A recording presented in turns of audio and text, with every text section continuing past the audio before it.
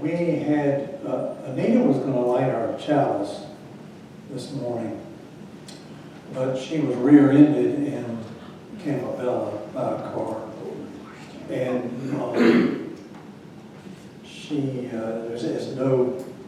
there's no major, Sue was telling me earlier, it's no major, but she's just kind of shaken up. So Alyssa will light our chalice for us. But when we found out about this, we were thinking, okay, we got to come up with a substitute for the chalice lighting. And in walks Richard with a wonderful little book that has a great reading, so I didn't have to scroll through the phone and find something at the very last minute. We have this, so thank you very much, Richard. The highest form of goodness is like water. Water knows how to benefit all things without striving with them. It stays in places loathed by all men. Therefore, it comes near the Tao. In choosing your dwelling, know how to keep to the ground. In cultivating your mind, know how to dive in the hidden depths. In dealing with others, know how to be gentle and kind. In speaking, know how to keep your words. In governing, know how to maintain order. In transacting business, know how to be efficient. In making a move, know how to choose the right moment. If you do not strive with others, you will be free from blame. Thank you. Thank you, Alyssa, and thank you, Richard. That reading, by the way, was from Lao Tse, the transmitter of Taoism. He didn't see himself as an innovative, creative teacher, but saw himself really as transmitting a very ancient wisdom and passing it down. So he's really not the founder of Taoism. He's just a transmitter of the ancient wisdom. Well, join with me, please. We light this chalice for the light of truth. We light this chalice for the warmth of love. We light this chalice for the energy of action. We light this chalice for the harmony of peace. Our opening hymn is number 100. I've got Peace Like a River. Christine was saying if we sang the whole hymn, we'd be here all morning. So, and I told her, I said, they'd probably say, well, let's do that. Then we will have to listen to Ernie talk. So anyway, I've got Peace Like a River, and we're going to sing the first and second verses. And that's going to take about 40 minutes, right? First and second verse. I've got joy like a fountain. I've got joy like a fountain. I've got joy like a fountain in my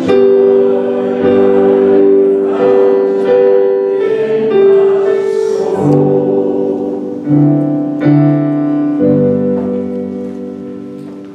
Amen.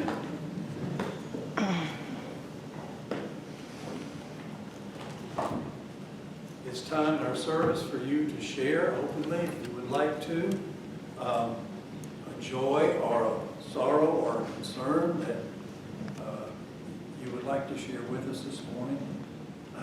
Ellen has got her hand up, Nick, right over here on your right. Ellen.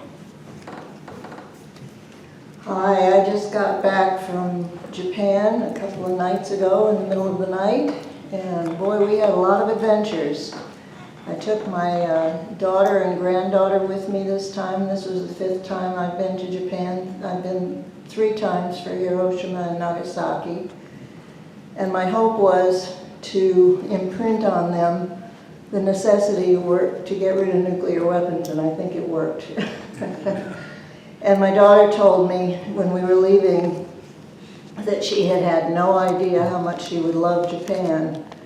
I certainly do, and the Japanese people, they're just wonderful. I have been connected with a group called Gensikyo, which has been working against A&H bombs for decades.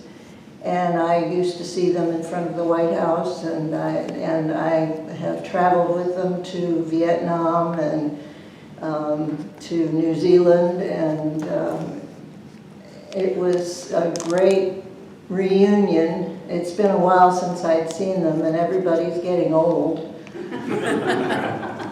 And they kept talking about how everybody's getting old when they met me. But I would recommend going to the Hiroshima and Nagasaki events because it's really a powerful experience and a very beautiful experience. Thank you.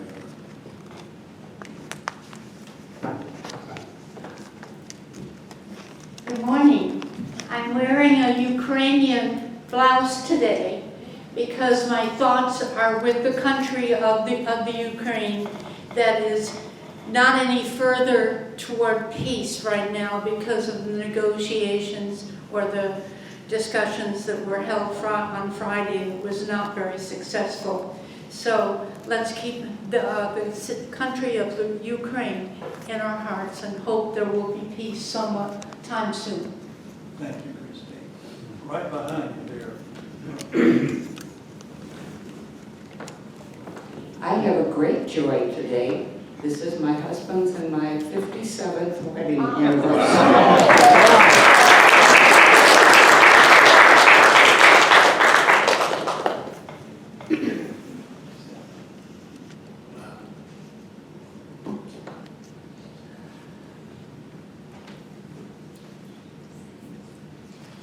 We have a very close friend named Chris who is struggling with side effects of chemotherapy.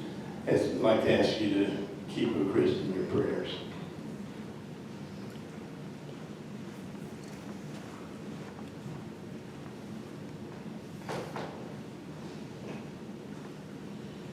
Jim, could you give us a name, or do you want Chris.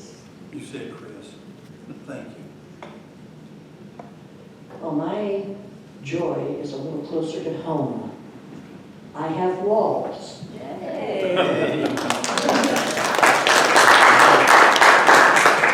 Courtesy of a combination of Habitat and a Presbyterian church from Pittsburgh. They sent a crew down and they put the walls up. I don't have the roof yet, but I've got walls.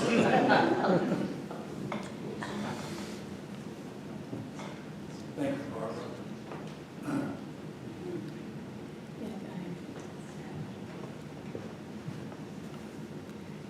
I think one of the joys we need to celebrate is Ellen. We said this in the board meeting this past week. She doesn't just talk the talk, she walks the walk, and she is a wonderful example of someone who has committed to make the world a better place, and we are all better for knowing you, Ellen. So thank you so much.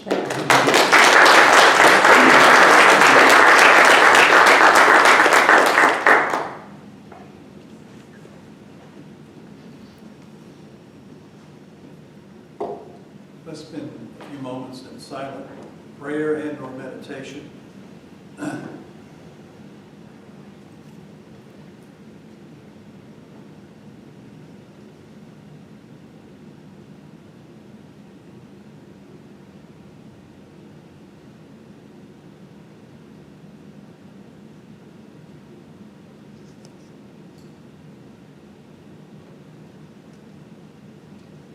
Join with me, please. We rejoice together and breathe together as one.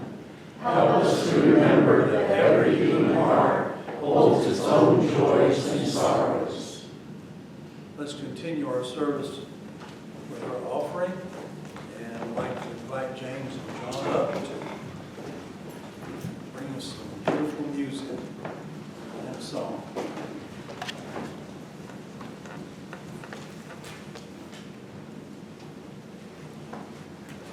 Changing the angle on that. Now it's right. This is a little song by James Taylor. You ever heard of James?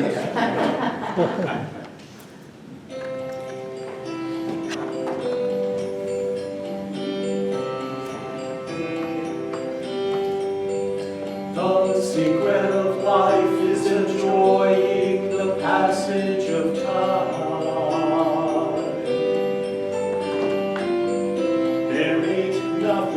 do it. All you gotta do is do it. Nobody knows how we got to the top of the hill. But since we're on the way down, might as well enjoy the ride. The secret of love is in opening up your heart. It's okay to feel afraid, but don't let it stand in your way. 'Cause everybody knows that love is the only road. And since we're only here for a while, might as well show some style. Hey, hey, hey, give us a smile. Isn't it a lovely, lovely ride? Oh, sliding down, gliding down. Try not to try too hard. It's just a lovely ride. Just a lovely ride. A lovely ride. Now the thing about time is that time isn't really real. It's just your point of view. How does it feel for you? Einstein said we could never understand it all. The planets spinning in space, and the smile upon your face. Well, welcome to the human race. Isn't it a lovely, lovely ride? Oh, slide down, glide down. Try not to try too hard. It's just a lovely ride. It's just a lovely ride. A lovely ride. Try not to try too hard. It's just a lovely ride. The secret of life is enjoying the passage of time.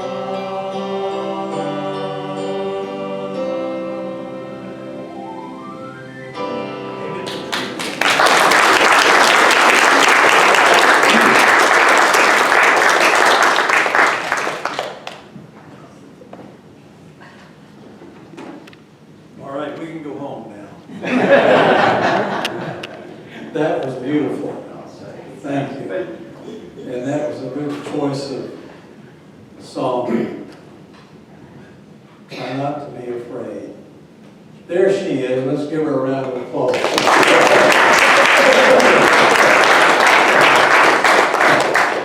You just missed a beautiful song. You would have enjoyed it after what you've been through. Oh, we'll do it again.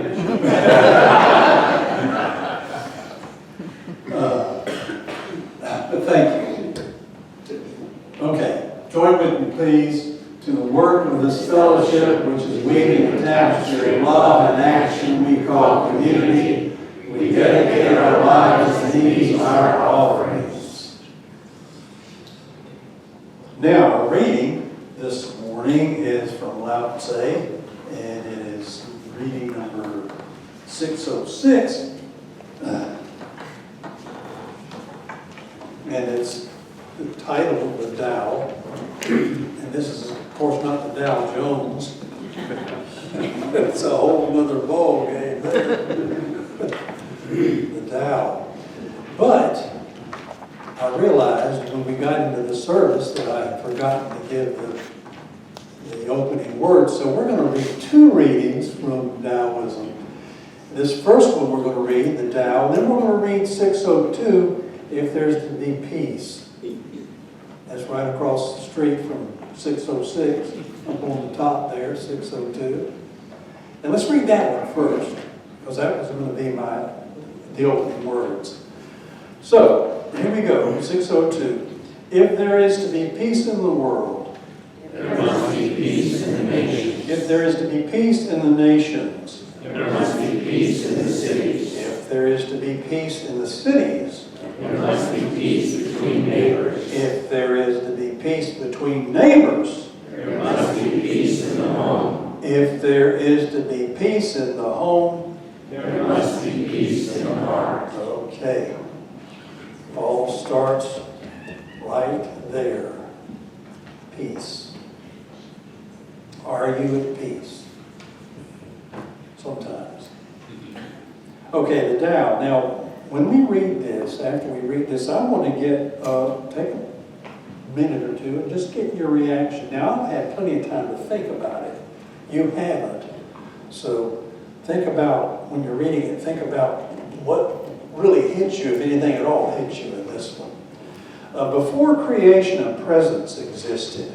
Self-contained, complete, formless, voiceless, mateless, changeless, which yet pervaded itself with unending motherhood. Though there can be no name for it, I have called it the way of life. Perhaps I should have called it the fullness of life. Since fullness implies widening into space, implies still further widening, implies widening until the circle is whole. In this sense, the way of life is fulfilled, heaven is fulfilled, earth is fulfilled, and a fit person also is fulfilled. There are four amplitudes of the universe, and a fit person is one of them. People rounding the way of earth, earth rounding the way of heaven, heaven rounding the way of life, till the circle is full. Now, I had to look up that word amplitude. Does anybody know what that means? Amplitude. It's a word from physics. And some of you may be aware of the book that was written with Tao of Physics. I've never read it, but comparing modern physics with Taoism. But here's the definition of amplitudes: measurement of the amount of energy transferred by a wave. Is this thing ringing? A little bit. As I hear it ringing. I've never read the book, The Tao of Physics. Has anybody read that book? Okay. I just knew the title.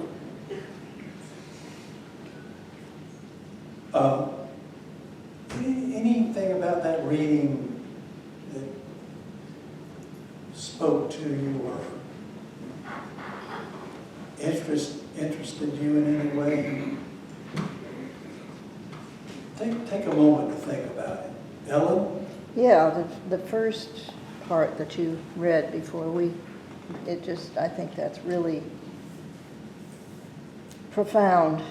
Before creation, a presence existed. Self-contained, complete, formless, voiceless, mateless, changeless, which yet pervaded itself with unending motherhood. What a beautiful poem, if nothing else. It's universal. You know, the Christian religion talks about that, but this was not Christian. This was other side of the world. And still the same idea is there, the universality of the presence of the Creator, the Mother. I like the Mother. Good. So you're seeing a comparison and a connection between Taoism and Different Christianity. philosophies, yeah. I think it's there if we don't get hung up too much on the words themselves. Like you said, it's beautiful poetry. Anybody else have any reaction to that, to this reading? And how you might interpret it? You know, it's open to a variety of interpretations, and none of us are going to necessarily have the same reaction to it, and that's good. That's okay. It may say something to you that it doesn't say to me, But if you share what it says to you, maybe it'll turn on a light up here, you know, or great minds don't always think the same. Jim? I like the idea that it's nameless. We have to try to name everything so we can control. And that's something that we can't name. I like that, yeah. Joseph Campbell says the three great religions, he gives the example, or Beirut, Lebanon, you've got Christianity, Islam, and Judaism, and they don't get along because they have different names for the deity. It's Yahweh, no it's not, it's God, no it's not, it's Allah. So they get stuck in the name. So let's try not to name it, maybe we won't fight. Oh, we won't fight over names, I had an experience in the Holy Land one time. I was over by the temple, and I was looking out over Jerusalem, and you could see a cross on top of the church, and you could see the crescent on top of the mosque, and you could see the Star of David within one glance. You could see that. I was thinking, really must piss God off that we together. Yeah, I like that idea. Let's try not to name it, but if we have to give it a name, we'll name it. Now let's see, there was another hand, Barbara. I was struck by the image of a complete circle. I immediately thought of ripples in a pond and how it just continues to grow. Yeah, that's a good image. And I think of that as the power of love, is that in loving, your circle gets wider and wider and more inclusive of all people. It doesn't matter what religion or color or sexual orientation, it doesn't matter. Your circle just gets bigger and bigger and bigger until, this is what it says to me, until you've sort of wrapped your arms around all of life, and all of life becomes sacred. That's the way I see that, the widening of your consciousness and your love. And that's a challenge. And there was another hand up over. There's two over here. Jane, you go and then. The thing that struck me when you initially read was that it pervaded itself with unending motherhood.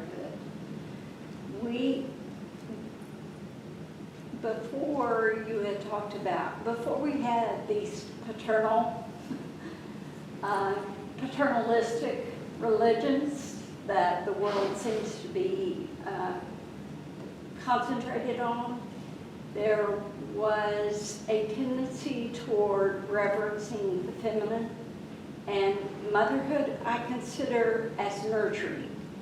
And unending nurturing also means that regardless of, like you said, gender, sexual orientation, changes in the world, that there's nurturing and love, and that is the way of life.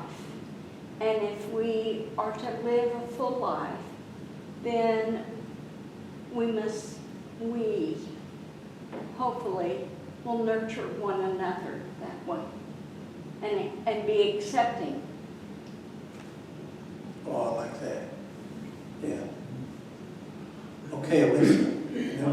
That was the same thing I was going to say. I liked that unending motherhood phrase because mothers are the incubators of all life. Yeah. The fathers are genetic contributors, but the mothers are. Whoa! Come on, guys, let's go.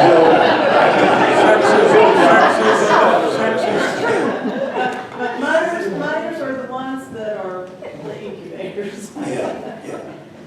And, I think that nurturing quality can be nurtured in males in the you know, nurturing the feminine quality, and you know, it doesn't have to be so black and white as it is in our culture, and somewhat to me very rigid. You know, boys do this, girls do that, and men do this, women do that. Anyway, okay, all right, we can go on now. Okay, I want to give you 3 words to remember in the Trinity that to me really sum up Taoism. Before I give you those, let me say I'm a novice. I'm not an expert in Taoism, and by far not an expert in Taoism. And I think you would almost have to live the life of a Taoist to really appreciate Taoism. But anyway, we'll leave that for another time. But I'm not a novice. I'm a novice. But when I read Taoism or think about Taoism, and the little I've read about Taoism, 3 words: balance, harmony, and connection is what, to me, Taoism is core to Taoism. Balance, harmony, and connection. And I was thinking about a way I could show you an image of that. And I was looking for a yardstick, but I couldn't find one. This is what I found over here. So I thought, well, balance. You know, how do I strive for balance? What do I do to find balance? Go to the middle. What? Go to the Go middle. to the middle. Find the center. Search for the center and find balance. Avoid extremes. You know, avoid extremism. Find that center in yourself. You know, find that center in yourself of who you are. Not that we don't lose that center, you know, from time to time, but we know where that center is and how to recenter ourselves to our core values, what we value. So the other, this symbol, you all know this symbol of the yin and yang, male and female, light and dark, feminine, masculine, let me get this right now, yielding. And the yin is yielding, when to yield, or when to, I hate to use the word fight, but when to fight back, when to resist, when to push back, or when to yield in our lives. To not always have things our way all the time. To be able to compromise. To be able to try to see the other side. Now Joseph Campbell says in the West, and this is a difference, Ellen. Joseph Campbell says in the West, we are to put ourselves on the side of light and fight the forces of darkness.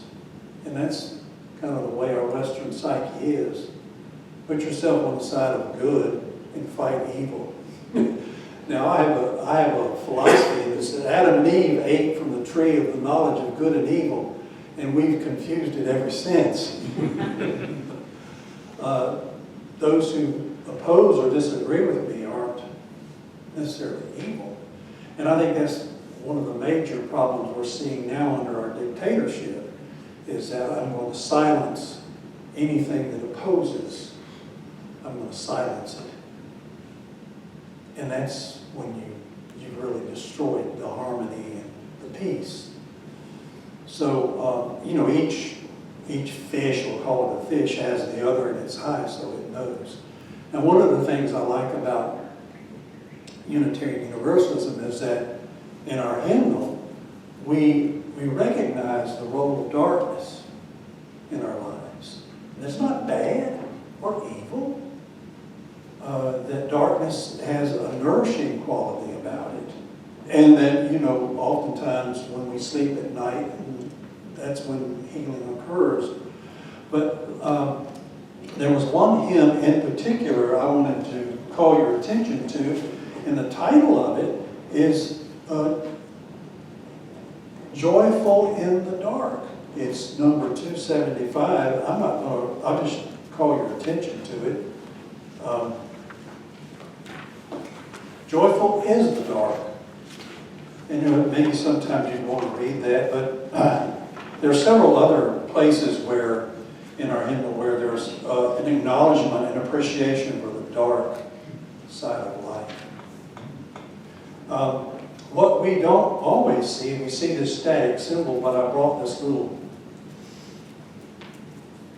screw with me and I put it in here like this, and we need to see it not as a static, but as, you know, as in our lives when we have to learn to yield. We have to learn to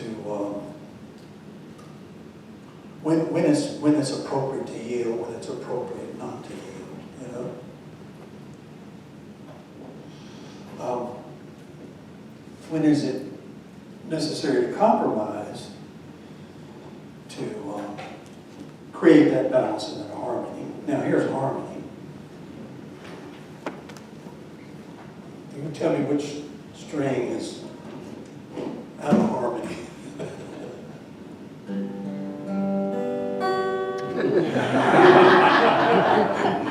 Pretty easy to do. Well, the word harmony was coined by Heraclitus, who was a 5th century Greek philosopher, and he was playing on some kind of a stringed instrument, and he was tuning it, and he was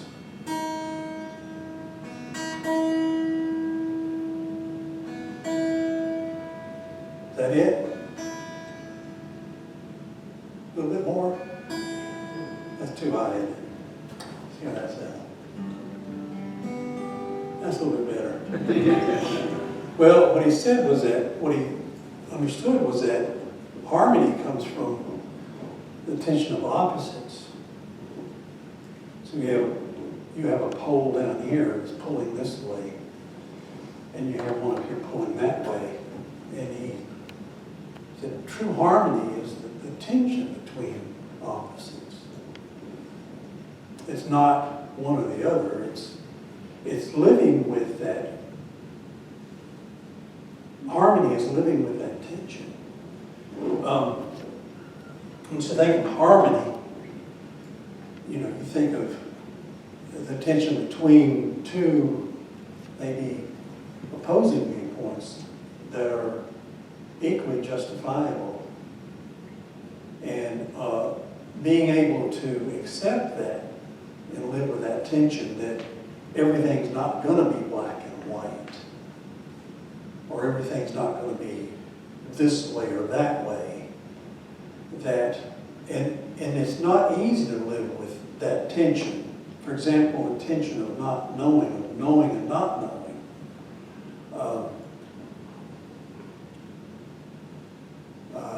The tension that comes with trying to see the other person's point of view. You know, my wife and I had one of those over an issue in the house. And she said, "You're not seeing it from my point of view." And I said, "You're not seeing it from my point of view." So neither one of us was willing to see it from each other's point of view, but I think we went away from that discussion and we made an attempt to see it from the other person's point of view. But living with tension is not always easy. You know, I never heard of Taoism when I was growing up. All through high school in the 60s, late 60s, and even into my college years, early college years, I'd never heard the word Taoism. And I think that's just the way it was back then, you never heard of Taoism and growing up in the Methodist Church, that there are other religions and one of them is Taoism. I never heard that. I didn't even know of Taoism until a friend of mine told me a story from Taoism that really stuck with me through the years. He was the camp director at Camp Highlander, where I worked as a staff member for the 1976 on. For about 4 years I worked at Camp Highlander. He was a Presbyterian minister who later converted to the Quaker religion, but he told me this story and I really liked it a lot and I've never forgotten it. But it's a story about a Taoist family who lived on a farm, and the son of this family, this father Taoist, went out one day and he found a herd of wild horses, and he was able to corral them and bring them home. And the neighbor walked over and said to the Taoist father, "Oh, that's good." And the Taoist father goes, "Could be good, could be bad." Next day, the boy's out trying to break one of these wild horses, and he throws the kid, and the kid breaks his ankle. Neighbor comes over, "That's bad." Taoist father, "Could be good, could be bad." Next day, the Chinese army's coming through trying to recruit young men for the war, and they can't recruit this boy because he's got a broken ankle. Neighbor comes over, "Oh, that's good." Father, "Could be good, could be bad."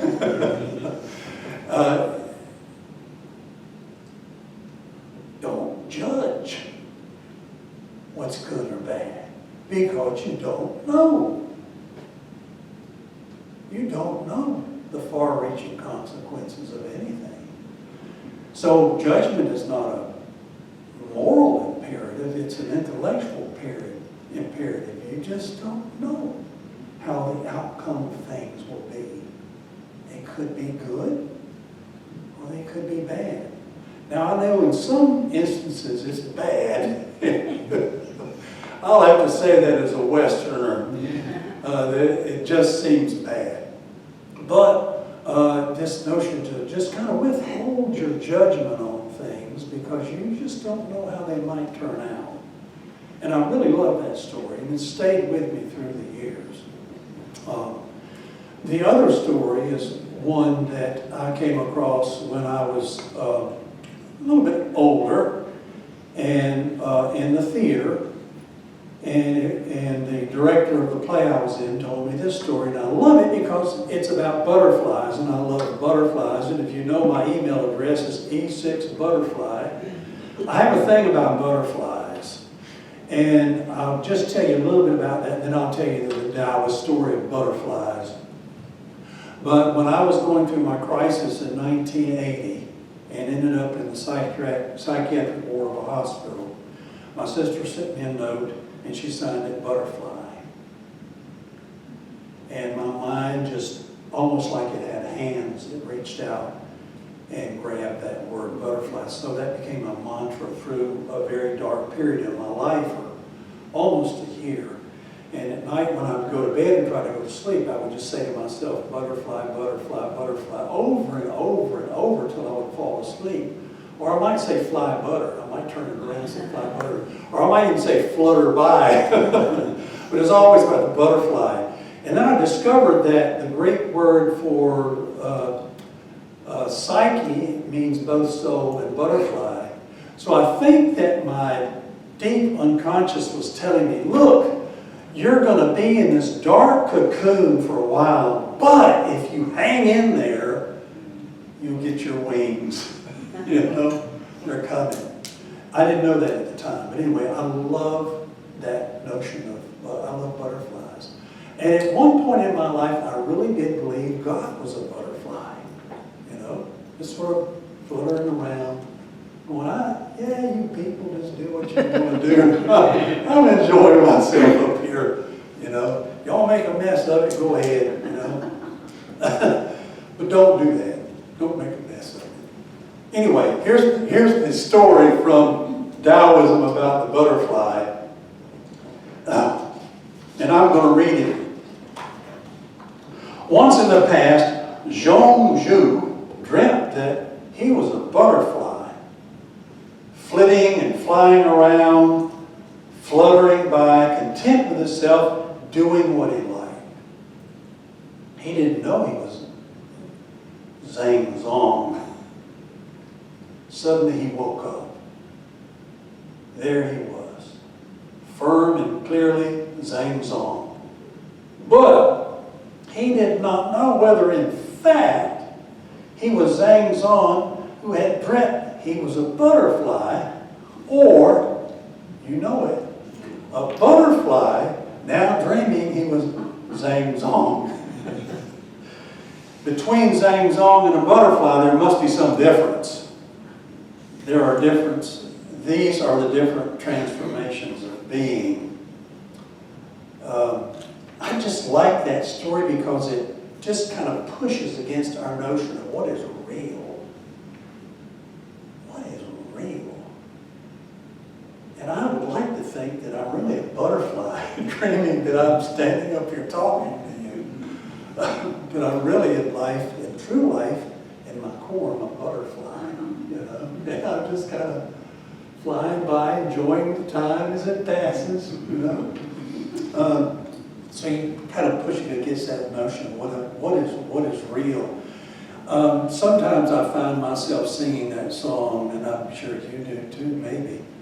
Row, row, row your boat gently down the stream. Merrily, merrily, merrily, merrily, life is but a dream. Life is but a dream. We're all dreaming. And one day, one moment, we'll wake up and we'll get our wings. I like to think about it that way, you know. When I'm dead, I'll get my wings. Anyway, the last verse I love from Taoism, I'll say is, I'm going to try to put it in a gender, I'll say it two ways. The man who conquers himself is greater than the man who conquers others. The woman who conquers herself is greater than the woman who conquers others. Conquering the self. You know, we're all about conquering other people, land grabbing and all that. And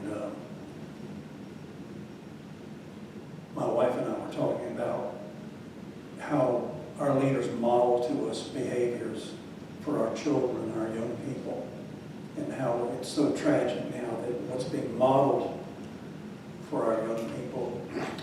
You know, I think about my grandson Ryan, who's 11, and he knows what's going on. But you know, our leaders have a moral obligation to model that kind of behavior. You know, but unfortunately, that's not happening. Well, now those are the three stories I know from Taoism. And so I want to end with this. Remember, balance, harmony, connection.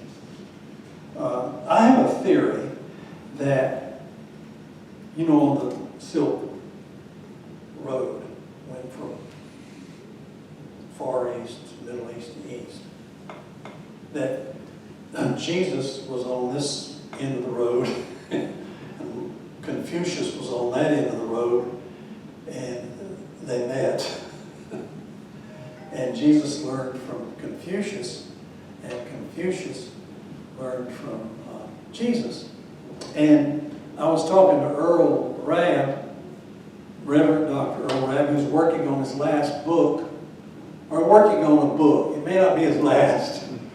And he was telling me a little bit about it. He was telling me that, you know, if we could just kind of remove all of the supernatural embellishments about Jesus, you see that he was a person who really, the hinge of history, he was a person who was trying to teach us how to widen that circle, you know, if you could just get rid of all the embellishments. And that, you know, early on, Earl, you may correct me, or Jim, you may correct me on this, ministers, that Jesus referred to his movement as the way. I mean, it didn't become Christian until Paul got hold of it. But he said it's the way. Well, that's what the Tao is. The Tao is the way. It's not it. It's the way you get to the it, whatever the it you want to put on it, whatever label you want to put on it. It's a way. It's a way to live. It's a way to be. And so, again, you know, back to what Ellen was saying, to get finding that universe, finding that connection, finding how they connect. And I really like that, and I really look forward to your book, Earl. That's the way I see it. That the more was being exchanged than goods on that Silk Road. And then I'll end with these words from Jesus that I think that would fit with Taoism as well. The way is hard. The path is narrow that leads to life. And few are they who find it. Amen. Thank you.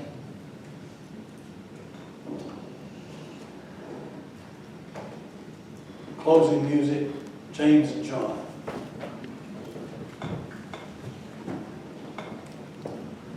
Tough act to follow, I'll say.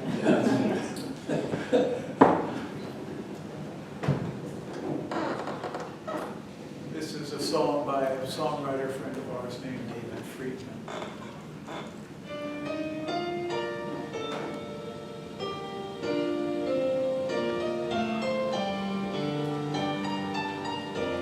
We brought an orchestra. Never mind.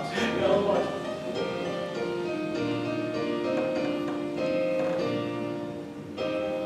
So many things we can't control. So many hurts that happen every day.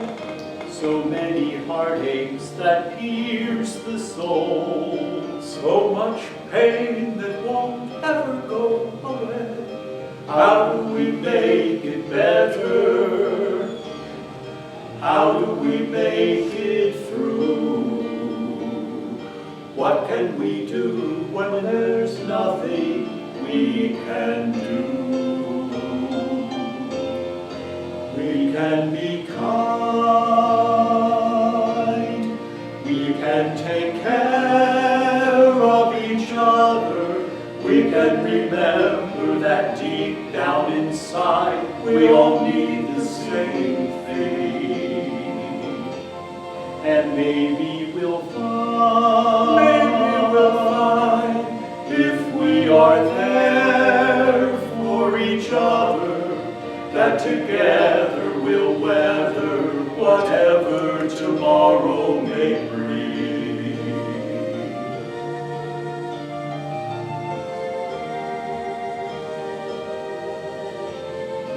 Nobody really wants to fight. Nobody really wants to go to war.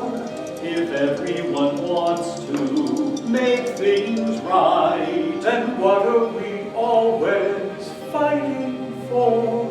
Does nobody want to see it? Does nobody understand?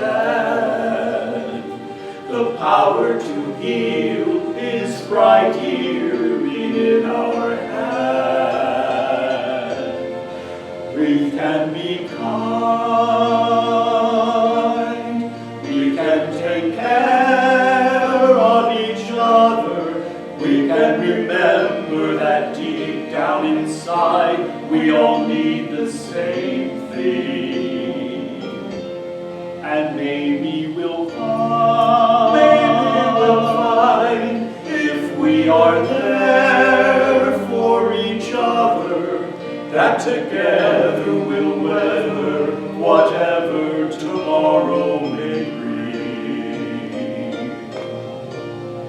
And it's not enough to talk about it, not enough to sing a song. We must walk the walk about it, you and I, do or die. We've got to try to get along. We can be kind, we can take care of each other, we can remember that deep down inside we all need the same thing. And maybe we'll find, if we are there for each other, that together we'll weather whatever tomorrow may bring.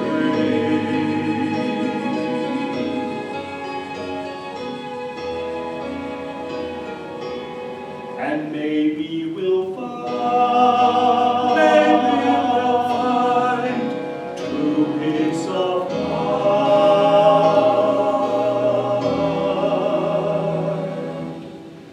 if we always remember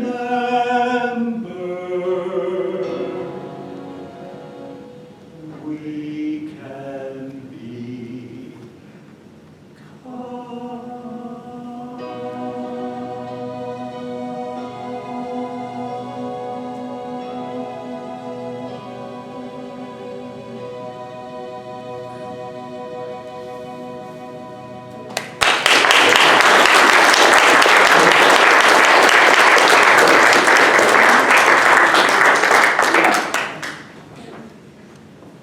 Thank you, James and John. So next time they come, it's going to be a full service of their singing. Talk to our agent. Who might that be? Ann? Okay, before we close out, anybody want to react to anything that happened? Jay? Yeah, it reminds me of, Taoism reminds me of Kurt Vonnegut. And that is, he wrote a book called Cat's Cradle, which defines two things. One is a womp eater, which is a group of people that get together for some reason they don't even know. And the other is a grand balloon, which is a group of people who are together on some vague concept. For example, Hoosiers. You know, oh, you're a Hoosier? I'm a Hoosier too. What does that mean? So anyway, Taoism makes me think of that there are truths and there are non-truths. Good. Thank you, Jay.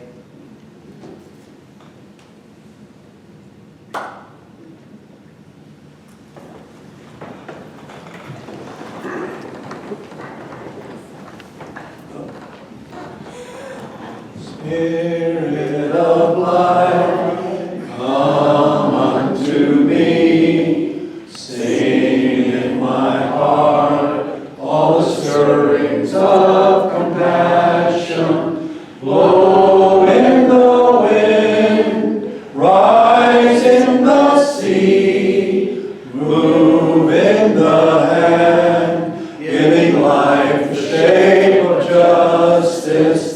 Roots hold me close, wings set me free. Spirit of life, come to me, come to me. Thank you. That was our chalice lighting closing as well. Thank you. Have a great day, folks.